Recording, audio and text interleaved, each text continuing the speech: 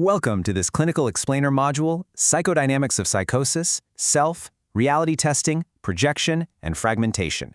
You know, we aren't just going to sit here and list off symptoms today. We're going to completely deconstruct them using a really robust, comprehensive biopsychosocial framework. So if you've ever found yourself thinking that psychotic symptoms are just, I don't know, random misfirings of a broken brain, this module is going to completely shift your perspective toward the profound psychological survival mechanisms that are actually at play beneath the surface. We've got a lot of ground to cover, so here's our roadmap. 1. The biopsychosocial paradigm. 2. Ego functions and self-fragmentation. 3. Klein-Bion primitive mechanisms. 4. The psychodynamic meaning of symptoms. 5. Clinical application. And finally, 6. Meaning versus causation. Let's dive right in. Section 1. The biopsychosocial paradigm of psychosis. Okay, I really want to emphasize this crucial point right out of the gate, so hear me out.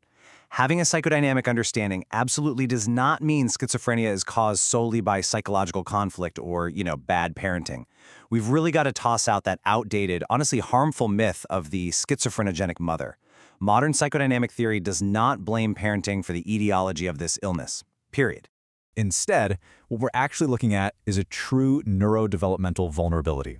The root of these illnesses lies deep in genetic-environment interactions. A really brilliant example of this is the Finnish adoptive family study.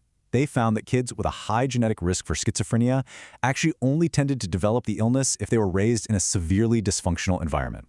It's like the old saying, right? The genes load the gun, but the environment pulls the trigger. Section 2. Ego functions and self-fragmentation. So what's actually breaking down in the mind during a psychotic episode? Well, by definition, psychosis involves a really severe impairment of ego functions. The two major pillars that collapse here are reality testing, which is your ability to tell the difference between internal psychic events and external reality, and your integrative capacity, which is how you synthesize different experiences into one coherent whole. Intrapsychically, it's the total collapse of these functions that completely destroys a patient's psychological homeostasis. Clinically, the contrast is stark. Think about a neurotic patient. They might experience intense internal conflict, but they still maintain a cohesive sense of self. The psychotic patient? They experience profound self-fragmentation. There's this terrifying loss of the boundary and demarcation of the self. The whole barrier between inside me and outside me is just erased, gone. I want you to pause for a second and just ask yourself, what does a shattered self actually feel like for a patient? Just try to imagine the catastrophic reaction of feeling your own mental contents literally spilling out into the world, while the external world violently intrudes right into your mind.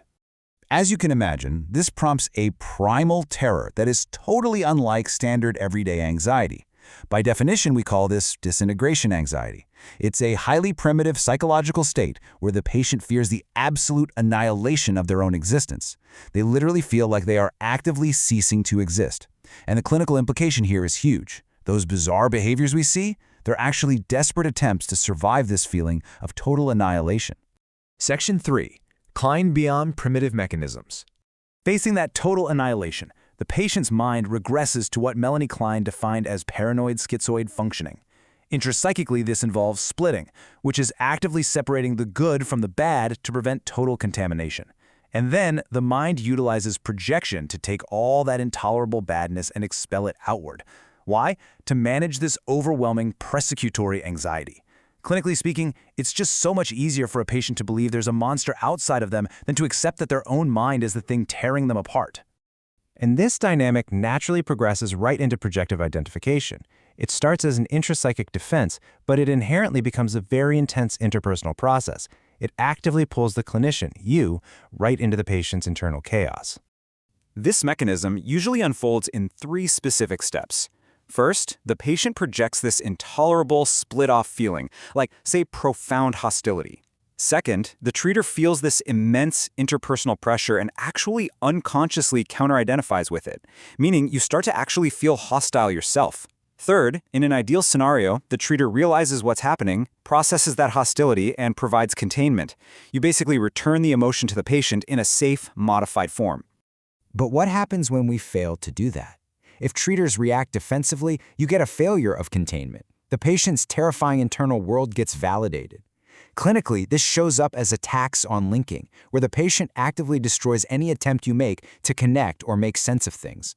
It severely disrupts the therapeutic alliance and just recapitulates their internal nightmares right there in the clinical milieu. Section 4. The psychodynamic meaning of psychotic symptoms. Let's apply this framework to decode the psychodynamic meaning of specific symptoms. Now remember, we are not claiming these mechanisms are the sole cause. Let's start with hallucinations and disorganized thinking. Developmentally, these often originate from sensory gating deficits, but intrapsychically, this manifests as a regression to what we call the psychic equivalence mode. The clinical manifestation? Thoughts feel like absolute reality. If a patient thinks something bad, they literally hear it as an external voice.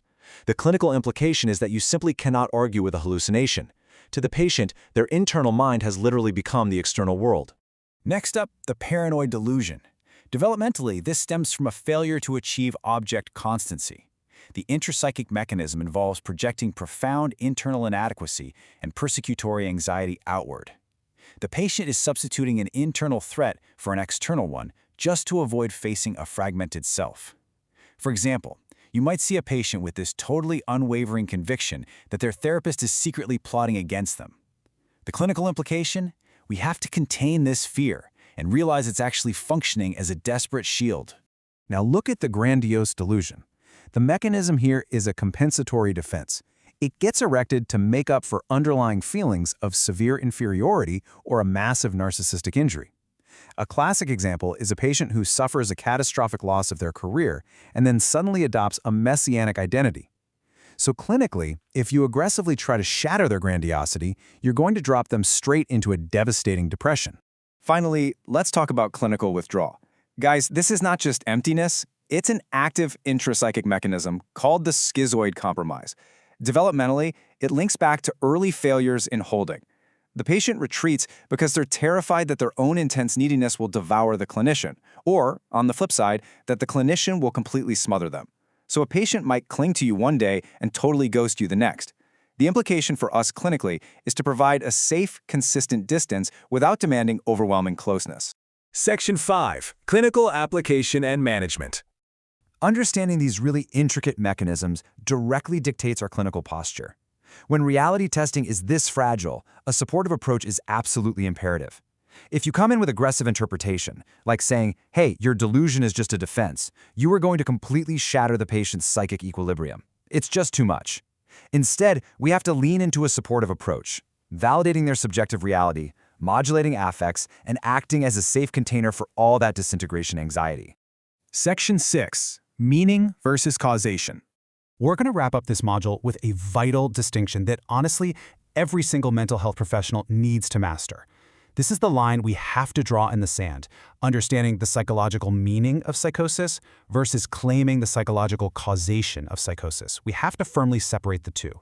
Yes, we are actively decoding the psychodynamic function of these symptoms. We're looking at how they act as these desperate defenses for a fragmenting self, but we never, ever claim that psychological conflicts caused this biologically rooted illness. I want to leave you with this final provocative thought.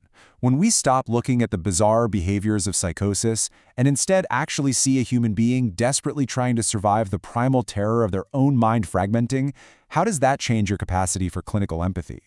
By deeply understanding the psychodynamics of psychosis, we're doing so much more than just treating symptoms. We are learning how to hold the shattered self of our most severely ill patients. Thank you for joining this explainer. Keep learning, and I'll catch you in the next one.